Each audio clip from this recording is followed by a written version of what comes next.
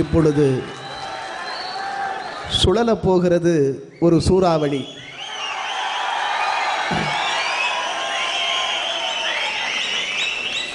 கவியரசர் கண்ணதாசன்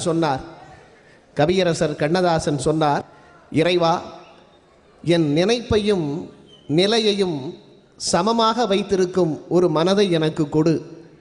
ஒருவேளை ஏதேனும் ஒன்றை நீ உயர்த்த வேண்டும் என்று நினைத்தால் என்னுடைய நினைப்பை விட நிலையை உயர்த்து. ஒருபோதும் என் நிலையை விட நினைப்பை உயர்த்தி விடாதே என்று சொன்னார். தன்னுடைய நிலைக்கும் நினைப்பை சமமாக மட்டுமல்ல, அதிலும் அடக்கமாக பணிவாக வைத்திருக்கக்கூடிய சூப்பர் ஸ்டார், தன் ரசிகர்களை தன்னை விட உயரத்திலே உட்கார வைத்து பார்க்கிற நம்முடைய சூப்பர் ஸ்டார் அவர்கள் இப்பொழுது ஏற்புரை வழங்க வருமாறு வணங்கி அழைக்கிறோம்.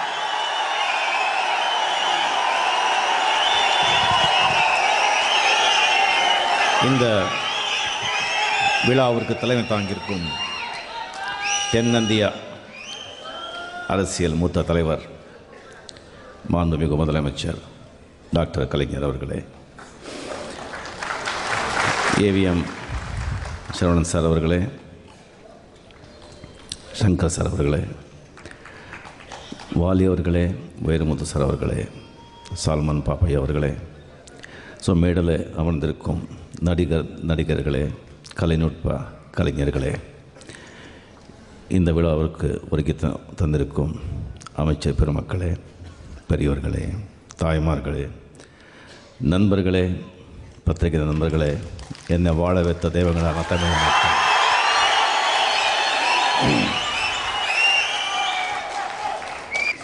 இந்த படம் வெளிநாட்டில் ஜப்பான் ரிலீஸ் ஆகலை. வெளிநாட்டில் மலேசியா, சிங்கப்பூர், சவுத் ஆஃப்ரிக்கா, மற்ற இடங்களில், இந்தியாவில் டெல்லி, ராஜஸ்தான், கல்கட்டா, பாம்பே, இங்கே தமிழ் படம் சப்டைட்டில்ஸும் போடாமல் தமிழ் படம் நார்த்தில் எந்த அளவுக்கு போயிருக்குன்னு சொன்னால், இது தமிழர்களுக்கு பெருமை. தமிழர்களுடைய திறமைக்கு கிடைச்ச பெருமை. இந்த பெருமை கிடைக்கிற அந்த ஒரு படத்தில் நான் இருக்கேங்கிறது என்னுடைய அது ஒரு பாக்கியம் தான் சொல்ல முடியும். இவ்வளோ பெரிய படத்தை எனக்கு கொடுத்த ஏவிஎம் சரவணன் சார் அவர்களுக்கும், டைரக்டர் சங்கர் சார் அவர்களுக்கும், இவ்வளோ அழகாக இவ்வளோ பிரம்மாண்டமாக இந்த படம் வருது காரணமாக இருந்த எல்லா கலைநுட்ப கலைஞர்களுக்கும் நான் முதல்ல நன்றியும் பாராட்டியும் தெரிவித்துக் கொள்கிறேன். இந்த படத்தில் வேலை செஞ்ச டெக்னீஷியன்ஸ், கலைஞர் எல்லாருக்குமே ஒவ்வொருத்தராக நான் சொல்லணும், பாராட்டணும் அப்படின்னு சொல்லி ஆசை இருந்தால் கூட நேரம் இல்லாத காரணத்தினால நான் சொல்ல முடியல. யாரும் தப்பாக நினச்சிக்கக்கூடாது. மெயினாக பானு, என்னுடைய மேக்கப் போட்ட பானு அண்ட் அவ்வளோ அழகாக என்னை காட்டின ஆனந்த் சார், அவங்களுக்கு நான் பாராட்டுகளை, என்னுடைய நன்றியை முக்கியமாக நான் தெரிவித்துக் கொள்கிறேன். ஈவன் அந்த ஸ்டென்ஸ் பீட்டர் அவர்களுக்கும் நான் என்னுடைய நன்றியை நான் தெரிவித்துக் கொள்கிறேன். ஸோ இந்த படத்தில் ஃபஸ்ட்டு சரவணன் சார் அவங்களுக்கு நான் எப்படி நான் பாராட்ட சொல்கிறது எனக்கு தெரியல. ஸோ சிலது பணம் இருந்தால் உன்னையே உனக்கு தெரியறதில்ல, பணம் இல்லைன்னா யாருக்கும் நீ தெரியறதில்லை.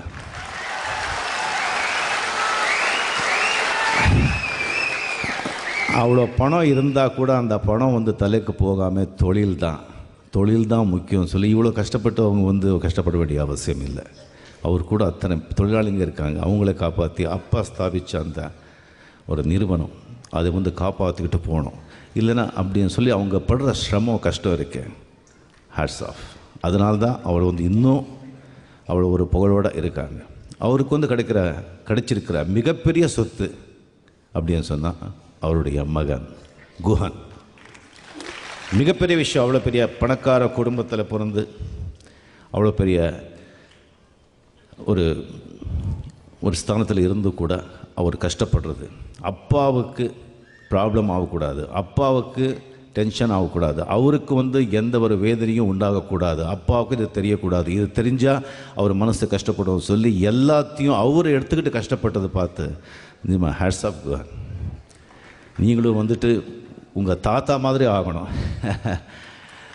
அந்த ஒரு திறமை உங்கள்கிட்ட இருக்குது. டெஃபினெட்லி உங்கள் அப்பா வழிகாட்டுவார். உங்களுக்கு என் மனமார்ந்த வாழ்த்துக்கள். அண்ட் இந்த படம் நீங்கள் செஞ்சதுக்கு என் மனமார்ந்த நன்றி. அண்ட் சங்கர் சார் அவரை பற்றி நான் சொல்லணும்னா, இப்போ எங்கிட்ட சொல்லிட்டு இருந்தாங்க, ரஜினி அதில் அப்படி பண்ணார், இப்படி பண்ணார், இப்படி பண்ணார், இப்படி ஆக்ட் பண்ணார் அப்படின்னு சொல்லிட்டு. இது எப்படி இருந்ததுன்னு சொன்னால், குருக்ஷேத்திர யுத்தம் முடிஞ்ச பிறகு, ஜெயித்த பிறகு கண்ணன் அர்ஜுனனுக்கு பாராட்டி வாழ்த்துற மாதிரி இருந்தது. கண்ணன் எல்லாமே வியூகம் ரசித்தது கண்ணன் தான், எல்லாமே பண்ணது கண்ணன் தான். பண்ணிவிட்டு அவர் அவனை ஜெயத்தை வெற்றி கூடிய அவங்ககிட்ட கொடுத்துட்டு நீ தான்ப்பா எல்லாம் செஞ்சேன்னு சொன்ன மாதிரி தான் இருந்தது. இந்த படம் பார்த்த கேபி சார், குருநாதர் கேபி சார் கேட்டார், என்னப்பா அந்த கெமிக்ஸ், அந்த காயின் போடுறது அந்த கெமிக்ஸில் அவ்வளோ நல்லா வந்திருக்கேன், நல்லா ஒர்க் அவுட் பண்ணிங்களா, அது நீ எல்லாம் ரொம்ப இது பண்ணியான்னு சொன்னேன். ஸோ கேட்டாங்க கேபி சார். நான் சொன்னேன், சார் நான் அவர்கள் படம் 3 முடிச்ச படம், அந்த அபூர்வங்கள் படம், இதெல்லாம் உங்ககிட்ட நான் பண்ணும்போது ஏதாவது கேள்வி கேட்டேனா? இல்லை, நீங்கள் என்ன சொன்னீங்களோ அதான் நான் செஞ்சேன். அதான் சங்கர் சார் என்ன சொன்னாங்களோ அதான் நான் செஞ்சேன். மற்ற டேரக்டர்ஸுங்க யாரும் தப்பாக நினச்சக்கூடாது, நான் உண்மையாக சொல்கிறேன், அவங்களும் நல்ல திங். பட் எனக்கு ஆஃப்டர் கேபி சார், பாலச்சந்திரன் சாருக்கு அப்புறம் ஃப்ளோரில் ஒரு டைரக்டர்னு சொன்னால் சங்கர் தான் எனக்கு தெரிஞ்சார். கமாண்டிங், த ஸ்கிரிப்ட் மேலே அவருக்கு இருக்க கான்ஃபிடென்ஸ், அந்த கமாண்டிங், அது அந்த சங்கர் பற்றி எனக்கு என்ன சொன்னால், சில இதெல்லாம் அவர் ஒரு ஏகலவியம் மாதிரி. மெயினாக சில விஷயங்கள் அவருக்கு தெரியாமலே அவர் செஞ்சிட்ருக்கார். அது பூர்வஜென்ம பலன், அதோடைய பிறருடைய ஒரு ஆசீர்வாதம். அவருடைய மெயின் திங் எப்படின்னு நான் சொன்னேன்,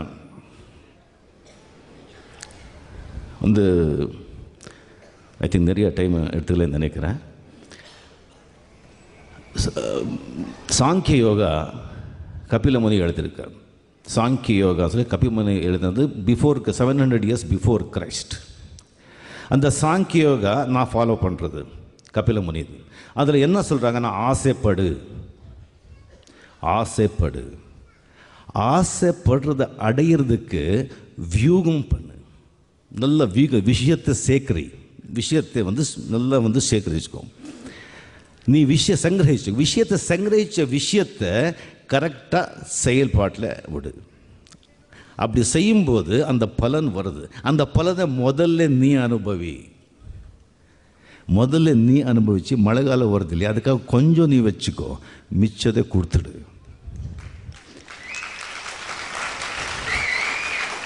சாப்பிட்டது உடம்புலையே தங்கிட்டா உடம்பு கெட்டு போயிடும், சம்பாதிச்சது நாமளே வச்சுக்கிட்டா வாழ்க்கை கெட்டு போயிடும்.